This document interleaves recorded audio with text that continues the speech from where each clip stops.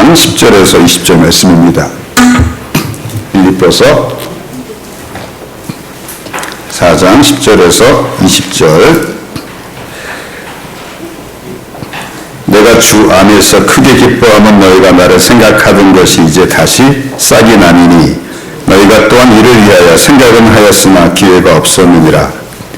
내가 궁핍함으로 말하는 것이 아니니라. 어떤 형편에든지 나는 자족하기를 배웠노니 나는 비천에 처할 줄도 알고 풍부에 처할 줄도 알아. 모든 일과 배부름과 배고픔과 풍부와 궁핍에도 처할 줄 아는 일체의 비결을 배웠노라. 내게 능력 주시는 자 안에서 내가 모든 것을 할 수 있느니라. 그러나 너희가 내 괴로움에 함께 참여하였으니 잘하였도다. 빌립보 사람들아, 너희가 알거니와 복음의 시초에 내가 마게도냐를 떠날 때에 주고받는 내 일에 참여한 교회가 너희에 아무도 없었느니라. 데살로니가 있을 때에도 너희가 한 번뿐 아니라 두 번이나 나 있을 것을 보내었도다. 내가 선물을 구함이 아니요 오직 너에게 유익하도록 풍성한 열매를 구함이라. 내게는 모든 것이 있고 풍부한지라. 에바브로 기도편에 너희가 준 것을 받음으로 내가 풍족하니 이는 받으실 만한 향기로운 제물이요 하나님을 기쁘시게 하는 것이라. 나의 하나님이 그리스도 예수 안에서 영광 가운데 그 풍성한 대로 너희 모든 쓸 것을 채우시리라. 같이 읽겠습니다. 하나님 곧 우리 아버지께 세세 무궁토록 영광을 돌릴지어다. 아멘. 오늘 말씀의 제목 같이 우리 외쳐보겠습니다. 주고받는 일에 참여하는 교회, 은혜를 기억하는 교회. 이스라엘에 흥미로운 호수가 둘이 있습니다. 하나는 갈릴리 호수입니다. 둘레가 53km, 또 남북이 11km, 남북이 21km, 동서가 11km, 면적이 5천만 평, 여의도에 57배나 되는 엄청난 크기의 호수입니다. 이 예수님 당시에 갈릴리 호수 주변은 교통의 요지이면서도 아주 농사가 잘 되는 그런 지역이었습니다.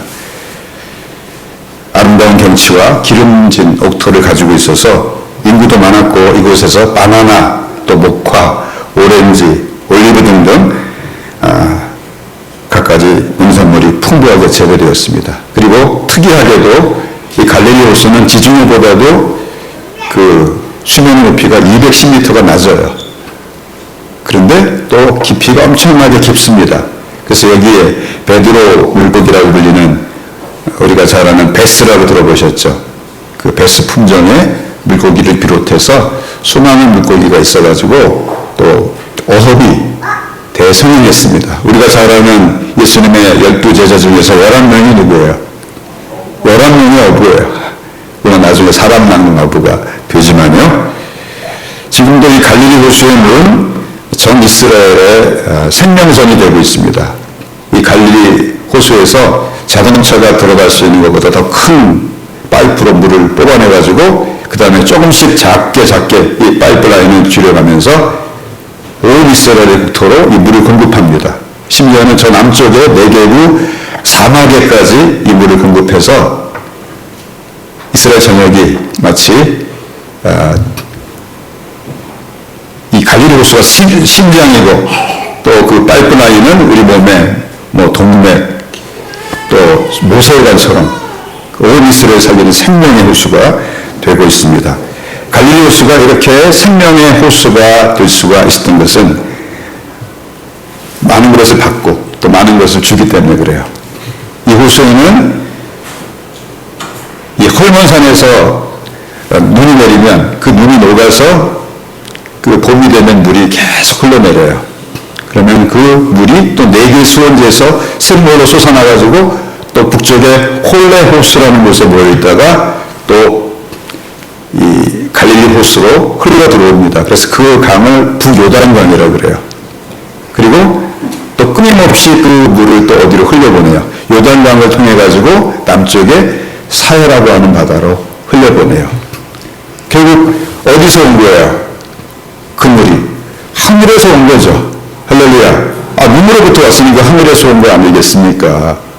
우리는 하나님께서 주신 것을 끊임없이 흘려보내는 삶을 살 때 우리가 주님 안에서 생명을 얻되 풍성히 얻는 삶을 살 수가 있어요. 근데 반대로 이 남쪽에 끊임없이 받기만 하는 호수가 있어요. 성경에서 지금은 사해라고 부르지만 성경에서는 여매, 소금바다 혹은 동쪽의 바다, 아라바 바다라고 불리는 이 사해가 그것입니다. 남북으로 67km, 동서로 18km, 면적이 3억 평이에요. 그러니까 갈릴리 호수의 6배가 되고, 그런데 소금 농도가 27.5%래 가지고 아무런 물고기도 살 수가 없어요. 그리고 우리가 사진에서 보셨겠지만 신문을 가지고 이렇게 신문 펴고 누우면 어떻게 해요? 둥둥 떠요. 저도 아직 못 가봤는데 한번 꼭 같이 가십시다. 적금 드세요. 근데 어떻게 이렇게 죽음의 바다가 됐어요? 끊임없이 바다야. 끊임없이 그 아주 갈릴리 호수로부터 맑고 아주 풍성한 생명을 받는데 흘려보내지 못해요. 그러니까 소음기가 씻겨나가질 않는 거예요.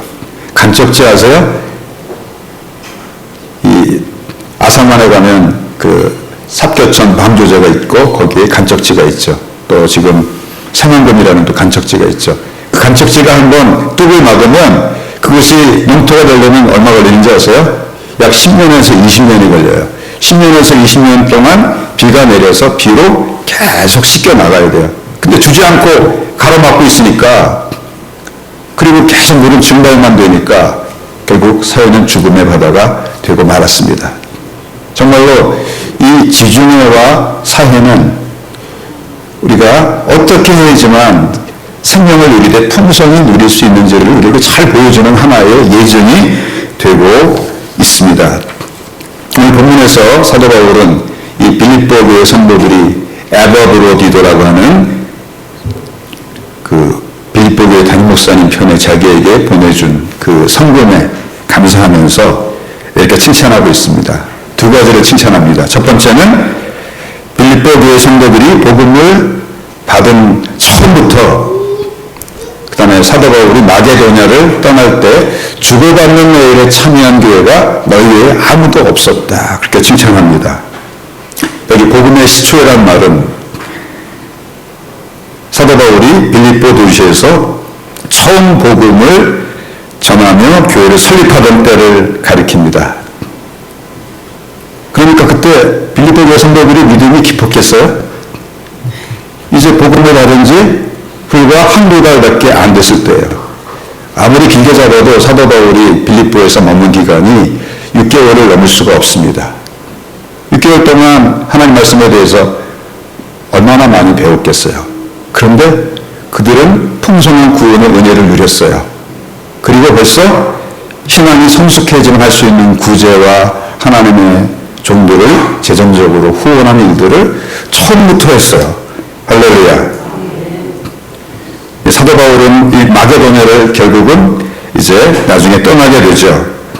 그가 이제 그 빌립보 교회를 세우고 그 도시의 관리들에 의해서 강제로 또 데살로니가로 이제 떠나가게 됩니다. 근데 또 데살로니가에 있을 때 그 도시에 있는 유대인들이 또 사도 바울을 또 폭동을 일으켜서 막 괴롭혀요. 그래서 사도 바울이 할 수 없이 또 베레아라는 곳으로 또 가게 됩니다. 그러니까 이 데살로니가라고 하는 곳에서 사도 바울이 머문 기간은 어떤 성경학자는 3주다. 아무리 길어봤자 3개월이다. 근데 그 짧은 기간 동안에도 사도 바울에게 이 빌립보 교회 성도들이 2권이나 쓸 것을 공급했어요. 16절에 봅시다. 데살로니가에 있을 때에도 너희가 한 번뿐 아니라 2번이나 나의 쓸 것을 보내었도다. 사도 바울이 얼마나 감사한지 그 마음이 여기 나타나 있죠. 근데 사도 바울이 이렇게 감사한 말을 하는 것이 혹시라도 더 달라고, 더 보내달라고 오해할까봐 이렇게 17절에서 덧붙입니다.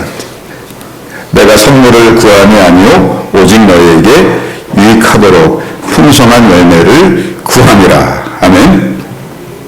혹시라도 이 헌금 문제 때문에 사도 바울을 또 여러 가지로 공격하는 사람들에게 빌미를 주지 않기 위해서 아마 이렇게 했던 것 같습니다. 이것이 이 빌립보 교회의 축복의 비결이었어요. 사도 바울이 로마서, 고린도전서후서, 데살로니가전서, 에베소서, 빌립보서 많은 편지 썼는데요. 사도 바울이 생각할 때 빌립보 교회만큼 사도 바울의 마음을 기쁘게 한 교회가 없었어요. 그래서 사도 바울이 빌립보서 4장 1절에서 이렇게 말해요. 그러므로 나의 사랑하고 사모하는 형제들, 나의 기쁨이요 자랑이요 멸류관이 사랑하는 자들아, 이와 같이 주어하세라. 할렐루야.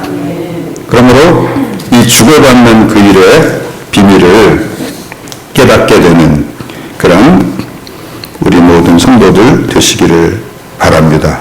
무엇을 주고 무엇을 받았어요? 사도 바울이 그들에게 무엇을 주었어요? 영생의 복음을 주었어요. 할렐루야. 또 그들의 영혼이 계속 살아날 수 있도록 매주마다 하나님의 말씀을 공급했어요. 할렐루야. 신령한 것을 주었어요.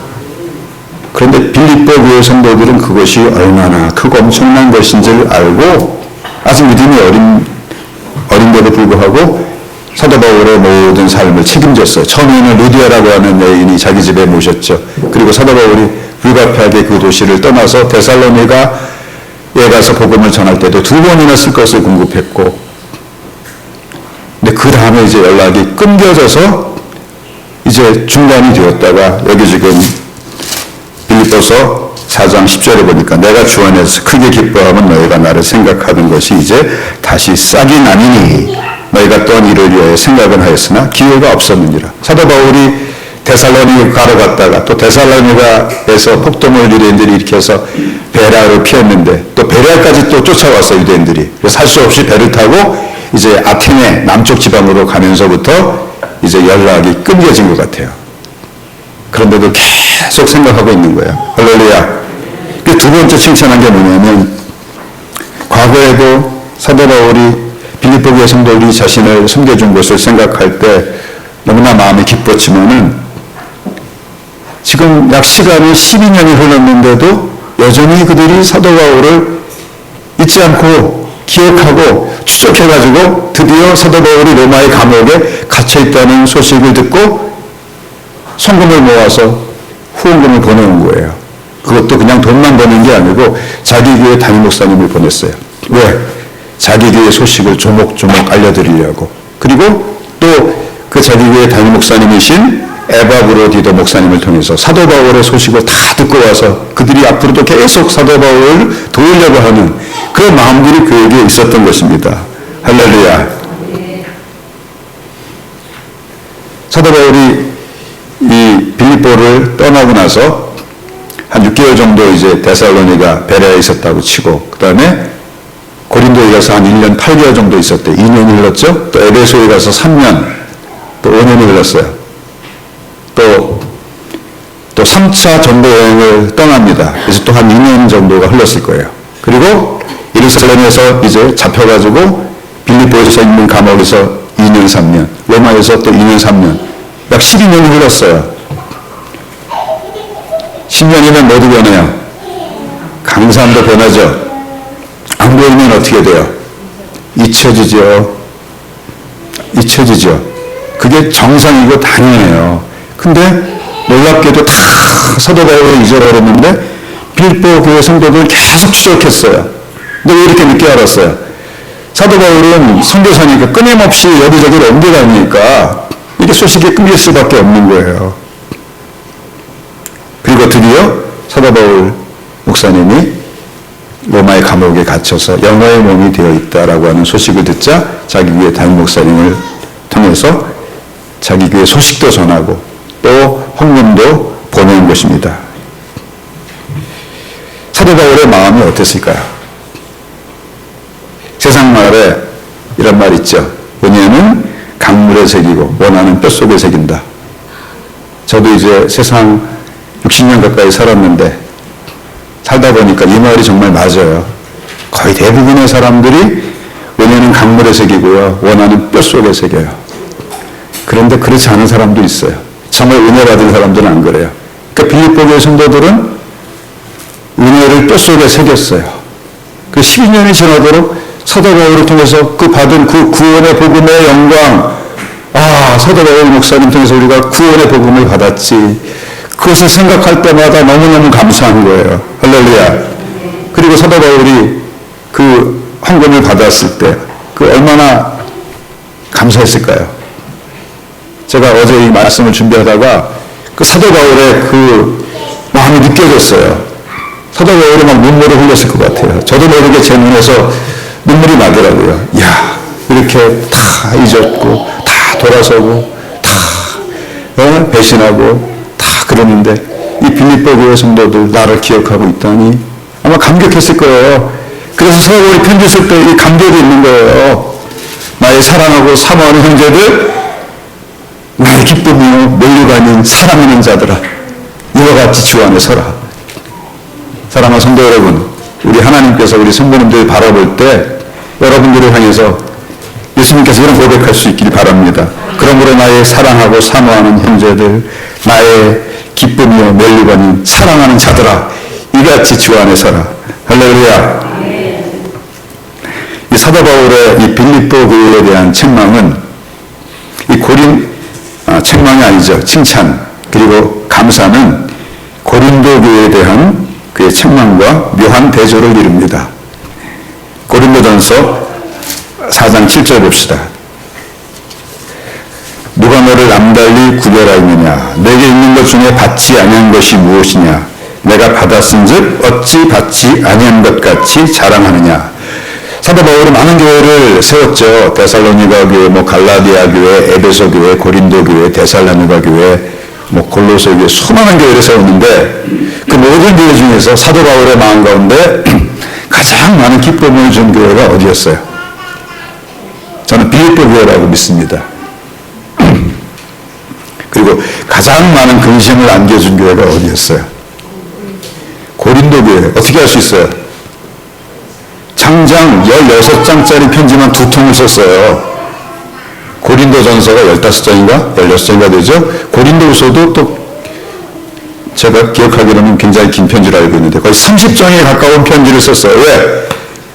근심이 많고 문제가 많으니까 많은 편지를 쓰게 되는 거죠. 우리도 자녀들 가운데 누구한테 잔소리 많이 하게 돼요.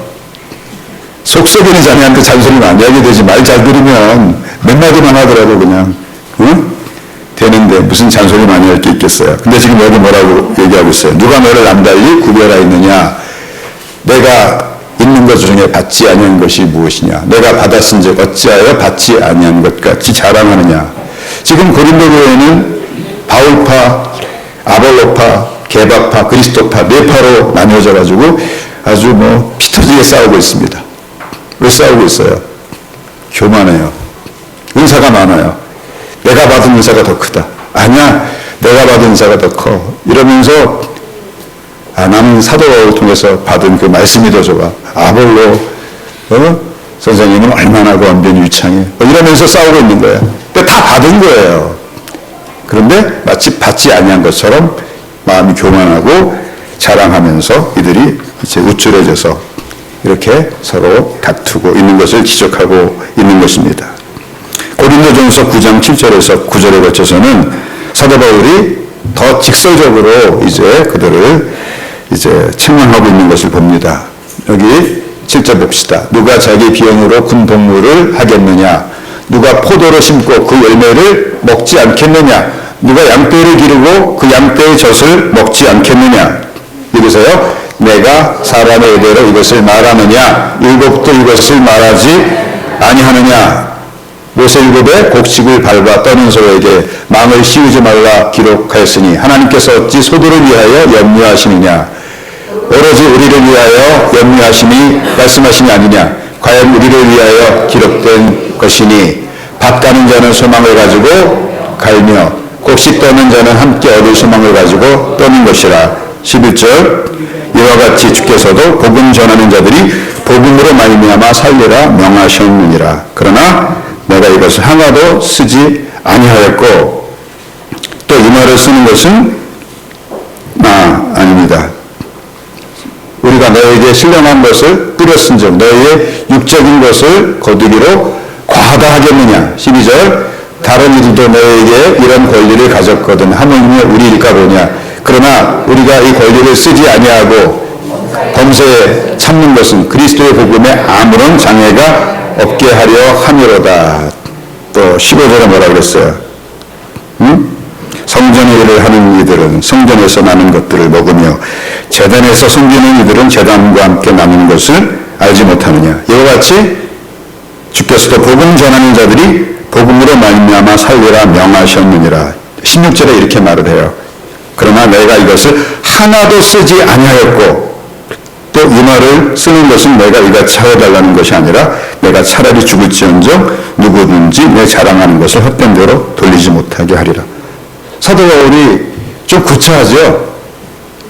헌금에 대해서 이 고린도 교회 성도들 책망하고 있어요. 왜요? 고린도 교회에서 헌금 문제를 가지고 누구를 비난하는 거예요. 사도 바울을 비난하는 사람들이 생긴 거예요. 근데 사실은 이 말을 쭉 사도 바울의 말을 읽어보면 사도 바울이 고린도 교회에서 한 푼이라도 재정적인 후원을 받은 게 있어요? 없어요? 여기 한 푼도 없어요. 16절 그러나 내가 이것을 하나도 쓰지 아니했고 또 이 말을 쓰는 것은 내가 이같이 하여 달라는 것이 아니라 내가 차라리 죽을지언정 누구든지 내 자랑하는 것을 헛된 대로 돌리지 못하게 하리라. 고린도에서는 사도 바울이 일부러 어떻게 했어요? 이렇게 믿음이 어리고 비난하는 사람들이 있기 때문에 이 비난의 비밀을 주지 않기 위해서 자기가 친히 텐트 메이커로서 천막 만드는 기술을 사용해서 자기가 벌 것을 쓰면서 복음을 전했어요. 그랬더니 이 사람들이 어떻게 여겼어요? 그게 당연하다 여기고 또 사도 바울이 다른 곳에 가서 뭐 선교를 받았다는 그 소식을 들으면 그것을 가지고 막 비난하는 사람들이 생겼다 이거예요. 사도 바울이 얼마나 속이 상한지 이런 얘기를 지금 하고 있는 거예요. 여러분들은 고린도 교회 성도들처럼 신앙생활을 하지 않게 되기 바랍니다. 차세의 사도 바울은 헌금의 원칙을 지금 가르치고 있어요. 제가 지금 우리가 읽은 내용들을 요약해 드릴게요. 첫 번째는 신령한 것을 뿌리는 하나님의 종들에게는 당연히 육적인 것, 곧 일상의 사용에 필요한 모든 것을 받을 권리가 있다. 여기 지금 그렇게 말을 하고 있죠? 그렇죠? 이랑소에게 망을 씌우지 말라 말씀하셨는데 그것이 어찌 소를 위해서 말씀하는 거냐. 하나님의 일꾼인 우리들을 위해서 말씀하신 것이다. 그리고 우리가 신령한 것을 뿌리고 육신의 것을 거둔다고 너희들이 과하다고 말하겠느냐. 왜냐하면 하나님의 신령한 것은 뭐예요? 복음이죠. 복음이 커요? 이 세상의 물질이 커요? 복음은 모든 것이에요. 우리 영혼을 영원히 살게 해주는 거예요. 할렐루야. 이 땅의 삶도 복음으로 말미암아 우리가 사는 거예요. 우리가 복음 때문에 사는 거예요. 그렇지 않으면 천국 빨리 가는 게 낫죠. 두 번째는 신령한 것을 뿌리는 것이 육적인 것을 거두는 것보다 더 큰 일이다 그렇게 말을 합니다. 그래서 우리 성도님들은 이렇게 생각하지 마세요. 이렇게 생각한 사람들이 다 교회 문제 일으키는 사람들이에요. 내가 헌금해서 목사님 사례드린다 이렇게 생각하지 마세요. 목사님이 사역을 해야 되기 때문에 걱정 없이 사역에 집중하기 위해서 하나님이 나한테 사업과 직장에 복을 주셔가지고 그 사역을 돕게 하신다. 그래서 목사님도 교회를 위해서 충성하고 나도 복을 받게 하신다. 이렇게 생각하시는 우리 성도들 되시기 바랍니다. 세 번째 그것은 사도 바울 내 생각이 아니라 하나님께서 그에게 율법에 법으로 정해놓으셨다. 이런 속에 망을 씌우지 말라고 율법에 있는데 그것이 어찌 소를 생각해서 하나님 그런 말씀 하시겠느냐. 비유적으로 우리가 하나님의 밭에서 일하는 소인데 우리에게 필요한 것을 공급하라는 말씀이다. 마지막으로 주 예수님께서도 복음 전하는 자들이 복음으로 말미암아 살리라 명하셨다. 이렇게 말을 하고 있어요. 예수님께서 뭐라고 말씀하셨어요? 복음을 전하라고 할 때 전도에 가지고 가라 그랬어요? 가지고 가지 말라 그랬어요? 가지고 가지 말라 그랬죠. 공급하신다는 거예요. 누굴 통해서 공급하시겠어요? 성도들을 통해서 공급하신다는 거예요. 은혜 받은 사람들을 통해서 공급하신다는 거예요. 할렐루야. 헌금 문제에 대해서는 빌립보 교회는 칭찬이, 고린도 교회는 책망과 가르침만 있을 뿐입니다. 빌립보서 4장 17절에 보니까 이렇게 말을 하고 있습니다. 같이 읽어봅시다. 내가 선물을 구함이 아니요 오직 너에게 유익하도록 풍성한 열매를 구함이라. 여기 유익이라고 번역된 단어가 로고스인데 말씀이란 뜻도 있고 일이란 뜻도 있는데 여기서는 계산이란 뜻으로 쓰였어요. 뭐라고요? 계산. 그리고 풍성한 열매를 구한다 그랬는데 풍성한 열매라는 단어가 카르폰인데 투자로 얻어지는 이 배당금이란 뜻이에요. 그러니까 이런 뜻이에요. 내가 선물을 구하는 것이 아니요 오직 너희가 계산해 볼 때 나중에 풍성한 이 배당금을 너희들이 얻도록 하기 위함이다. 그런 뜻이에요. 헌금 내가 더 많이 해달라고 그러는 게 아니고 내가 이런 말을 하는 것은 너희들이 하나님의 일에 협력할 때 하나님께서 마치 하나님께 투자한 자에게 풍성한 배당금을 주듯이 넘치도록 너희들에게 채워주시기를 원합니다. 그래서 너희들이 더욱더 주의 일에 참여하도록 축복하시기 원합니다. 그런 말을 하고 있는 것입니다. 할렐루야. 18절에서도 이렇게 말을 하고 있죠. 내게는 모든 것이 있고 또 풍부한지라. 이런 말 왜 하는 거예요? 내가 지금 뭐가 부족해서 더 달라고 이런 말 하는 게 아니라 에바브로 디도편에 너희가 준 것을 받음으로 내가 풍족하니 이는 받으실 만한 흥겨로운 재물이요 하나님을 기쁘시게 하는 것이라. 너희들의 예물이 정말로 하나님이 받으실 만한 흥겨로운 재물이요 하나님이 기쁘시게 하는 것이라. 어떻게 알아요? 사도 바울의 마음 가운데 이렇게 감동을 일으키는 예물 하나님이 받으셨기 때문에 사도 바울의 마음에 감동을 주는 거예요. 지금 사도 바울이 얼마나 성령으로 충만한지 빌립보서를 성령의 감동으로 하나님 말씀으로 기록할 정도로 성령이 충만한 상태에 있지 않습니까? 그 사도 바울에 일어나는 그 감동이 사람의 감동이겠어요? 하나님의 감동이겠어요? 하나님이 주신 감동이죠. 할렐루야. 사도 바울이 고린도 교회 마게도냐 지방의 구제할 헌금을 준비할 때 미리 준비해라. 그 다음에 적게 심는 자는 적게 거두고 많이 심는 자는 많이 거둘 거다. 또 인색함으로 헌금하지 말라. 각자 마음에 정한 대로 해라. 이렇게 잔소리하는 거하고 얼마나 대조돼요. 고린도후서 9장 5절에 7절에 보니까 이렇게 고린도 교회 이제 마게도냐 이제 교회 성도들이 가난한데 예루살렘에 있는 교회들이 거기에 기근이 들어가지고 아주 고생하고 있다는 소식을 듣고 마게도냐 교인들이 헌금을 얻었어요. 근데 자기들도 극한 가난 가운데 넘치도록 많은 헌금을 해서 이 예루살렘 교회를 도왔어요. 우리도 이처럼 다른 교회를 돕는 교회 될 수 있게 되길 바랍니다. 할렐루야. 그러니까 주고받는 일은 크게 두 가지 면에서 주고받는 거예요. 하나님의 종과 성도들이 서로 주고받는 거예요. 또 교회와 교회들이 서로 주고받는 거예요. 할렐루야. 그러므로 내가 이 형제들로 먼저 너희에게 가서 너희가 전에 약속한 연보를 미리 준비하게 하도록 권면하는 것이 필요한 줄 생각하였느니 이렇게 준비하여야 참 연보답고 억지가 아니라 이것이 곧 적게 심는 자는 적게 거두고 많이 심는 자는 많이 거둔다 하는 말이로다. 각각 그 마음에 정한 대로 할 것이요 인색함으로나 억지로 하지 말지니 하나님은 즐겨내는 자를 사랑하시느니라. 할렐루야. 고린도 교회는 잔소리가 필요했어요. 그래서 사람을 미리 보내가지고 헌금을 준비하도록 해서 그들이 억지로 하게 되고 인색함으로 하게 되면 어떻게 돼요? 헌금은 하고 복 받아요? 못 받아요? 그 헌금 하나님이 받으심직한 헌금이 되지 않으면 그들은 헛수고한 거 아니에요. 그래서 미리 자기 동역자인 디모데, 실라 이런 사람들 보내가지고 준비도록 했다. 그 말을 하는 것입니다. 사실 우리가 하나님께 물질을 드린다고 해서 하나님이 그것을 직접 받아서 사용하시는 것도 아닙니다. 하나님이 영이신데 물질이 뭐가 필요하시겠어요? 그러나 그 물질을 드림으로 그리스도의 몸된 교회가 세워지고 또 하나님의 사역자들이 마음껏 사역에 생활에 염려 없이 집중할 수 있게 되고 또 교회 안팎의 연약한 자들을 또 도와주게 되고 또 선교소를 파송함으로 그 물질이 하나님의 영광을 위해서 궁극적으로 사용되도록 하나님이 역사하시기 때문에 우리가 하나님께 드리는 것이 되는 것입니다. 할렐루야. 사도 바울이 빌립보서에서 자족하는 삶의 일체 비결을 배웠노라 이 말씀을 하면서 전후에 지금 빌립보 교회 성도들의 헌금을 하나님이 기쁘시게 받으셨다, 그 얘기를 하고 있죠. 사랑하는 성도 여러분, 풍부에 처하든지 궁핍에 처하든지 자족하는 일체의 비결을 배우기를 원하세요?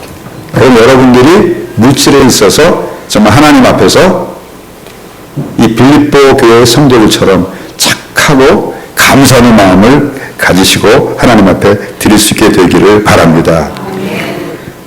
자족함과 하나님께 물질을 드리는 삶 사이에는 밀접한 관계를 넘어서 서로 운명 공동체와 같은 성격을 가집니다. 왜냐하면 물질을 하나님 앞에 드릴 때 내 삶의 문제를 하나님께 맡기는 거예요. 이 물질 없으면 당장 내 삶이 궁핍하잖아요. 어떤 믿음 가지고 드리는 거예요? 하나님이 채워주신다는 믿음 가지고 드리는 거예요. 할렐루야. 우리가 물질의 문제에 대한 이 연관을 통과하지 못하면 이 비결은 결코 배우지 못합니다. 제가 제 주변에서도 아주 형편이 넉넉한데도 하나님 앞에 아주 인색한 사람들을 아주 가끔가다 보아요. 근데 보면은 근심이 많아요. 뭐가 많다고요? 근심이 많아요. 그리고 조금만 물질에도 그냥 팔에서 막 떨어요. 그래서 많은 사람들의 마음을 상하게 하고 또 본인도 매일 근심해요. 매일 근심해요. 근심하지 마세요. 하나님 다 채워주세요. 아니 안 주시면은 금식하시면 되잖아요. 그러다가 금식하다가 어디 가면 돼요? 천국 가세요. 내가 좀 심한가요? 하나님이 절대로 여러분 금식하다가 천국 가도록 안 하세요. 좀 면모를 붙들어 계시고 하나님께 모든 걸 맡기시기를 주의 이름으로 축복합니다. 사도 바울이 결론적으로 이렇게 말합니다. 19절 읽읍시다. 나의 하나님이 그리스도 예수 안에서 영광 가운데 그 풍성한 대로 너희 모든 쓸 것을 채우시리라. 이 말씀을 우리가 그냥 사도 바울이 마지막으로 인사말처럼 덕담처럼 빌립보 교회 성도들에게 한 것처럼 생각하기가 쉽습니다. 제가 이 말씀을 보니까 덕담이 아니고 여기에 하나님이 주시는 그 정말 귀중한 비밀들이 담겨 있어요. 하나님이 우리에게 풍성한 대로 모든 것을 채워주시는데 어떻게 할 때 채워주세요? 그리스도 예수 안에서 채우세요. 할렐루야. 언제 채워주세요?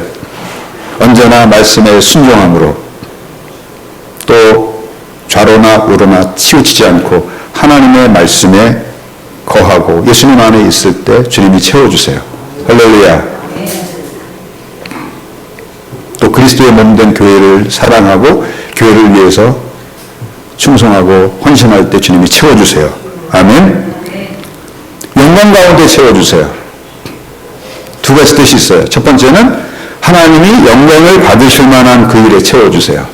내가 정욕을 위하여 쓰려고 잘못 구하면 채워주세요? 안 채워주세요?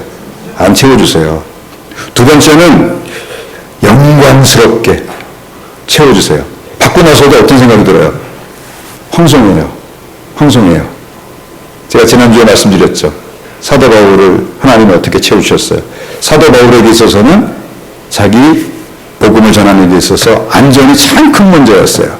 사도 바울이 이제 예루살렘에 올라갔다가 거기서 이방인을 데리고 성전에 들어갔다는 오해를 받아가지고 유대인들에게 맞아 죽을 위기에 처합니다. 그때 천부장이 와서 그를 구해가요. 5분만 늦게 왔어도 죽었을 거예요. 하나님 시간 딱 타이밍 맞춰서 빼가세요. 아멘. 그리고 그러니까 유대인들이 격분해가지고 우리 사도 바울을 죽이기 전에 먹지도 말고 마시지도 말자라고 40여 명이 동맹을 해요. 그리고 모략을 꾸밉니다. 내일 이 산헤드린 공회로 사도 바울을 데리고 오도록 청해가지고 오는 길에 우리가 매복하고 있다가 죽여버리자. 그런 계략을 꾸미는데 그것도 우연히 사도 바울의 조카가 듣게 되고 그 천부장에게 전해져요. 그 천부장이 듣고 어떻게 해요? 밤 9시에 천부장에게 자기 밑에는 군사가 1000명 정도 되는데 창병 200명, 고병 200명, 기병 70명, 470명의 군사를 동원해서 그 방으로 바로 총독부가 있는 가이사랴 빌립보를 호송해 버려요. 그러니까 총독부에 있으니까 죽이려고 해도 죽일 수가 있어요, 없어요? 2년 동안 안전하게 있죠.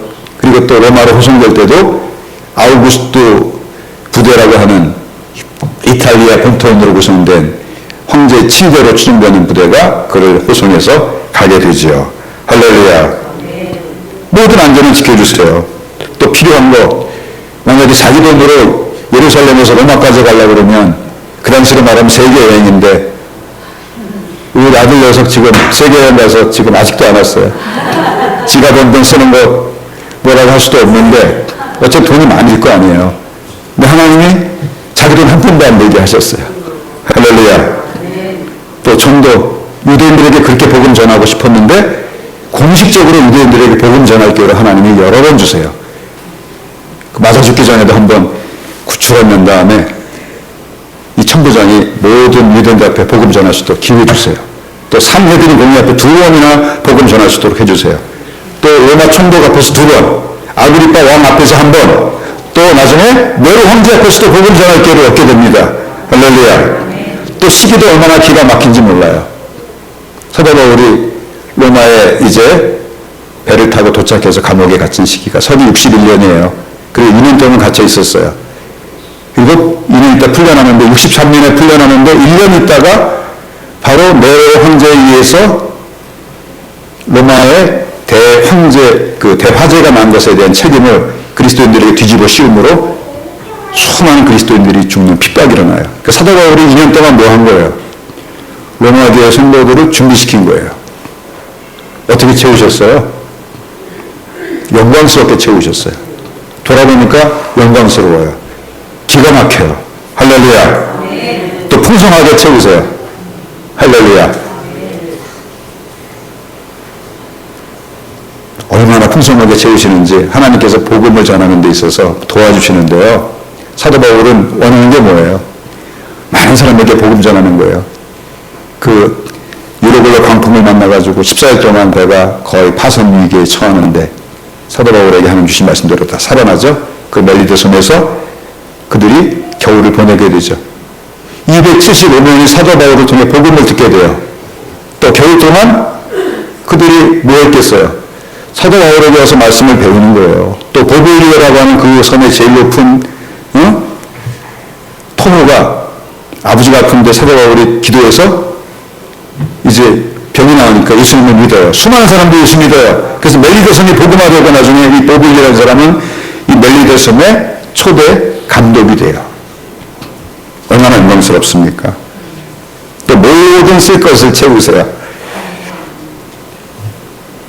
우리가 복음과 교회로 하나님의 나라와 영광을 위해서 이 땅에 살아가는 데 필요한 육신적인 것, 영적인 것, 정신적인 것, 가족에 관한 것, 직장과 사업에 관한 것, 학업에 관한 것 등등 모든 것들을 채우십니다. 단 하나님의 나라와 그 영광을 위하여 필요한 것만큼 채우세요. 할렐루야. 여러분이 티코가 필요하면 티코를 주실 거예요. 정말 벤치가 필요하면 벤치를 주실 거예요. 근데 필요한 만큼만 주세요. 할렐루야. 우리나라의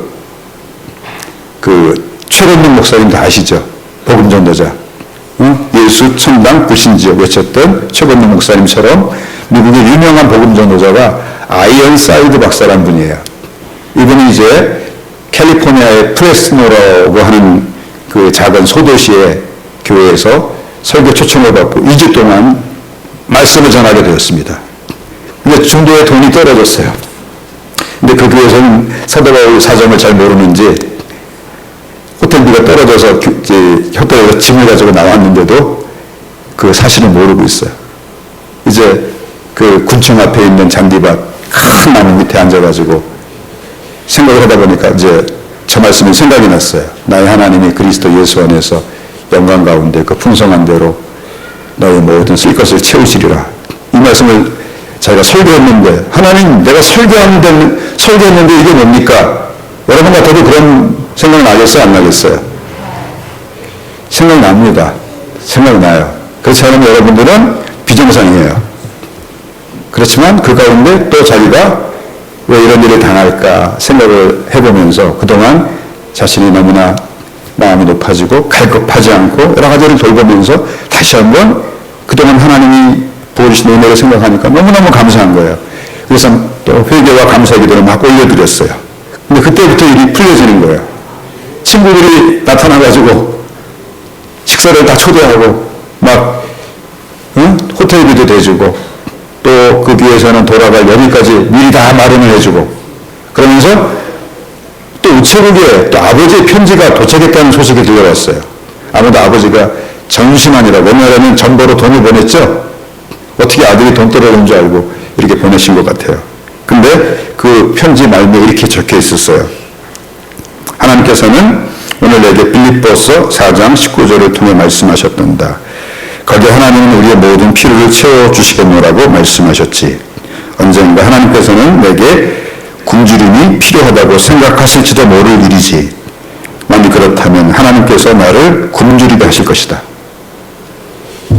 이 편지를 읽는 순간에 이 아이언사이드 박사님이 전율을 느꼈어요. 하나님께서 왜 아이언사이드 박사 복음을 위해 수고하는데 왜 돈 떨어지게 하셨어요? 돈 떨어지는 게 필요하기 때문에. 돈 떨어졌어요? 내가 믿음으로 바로 살고 있으면 지금 돈이 떨어지는 게 필요한 거예요. 할렐루야. 몸이 좀 건강이 안 좋아요? 좀 건강이 안 좋아서 쉬어야 되는 거예요. 필요하지 않은 것, 내가 하나님 뜻 가운데 있으면 우리가 생각할 때는 안 좋은 것처럼 보여도 다 필요한 거예요. 그걸 꼭 믿고 오직 하나님만 의지하고 살아가는 우리 모든 성도들 되시기를 우리 주님의 이름으로 축복합니다. 우리 찬송 나 가진 재물 없으나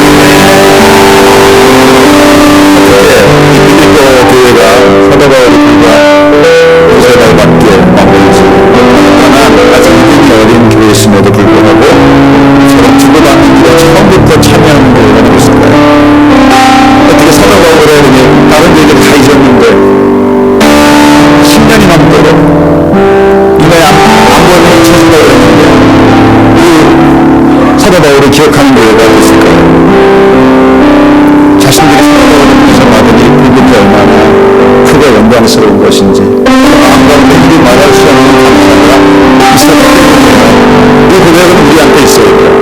난 아직 가진 재능을 없어요. 나 남처럼 또 많이 보이지도 못했어요. 또 남처럼 건강하지도 못해요. 그러나 나는 남이 못 본 것을 보았습니다. 나는 남이 듣지 못한 주의 복음의 영광을 봤어요. 천국을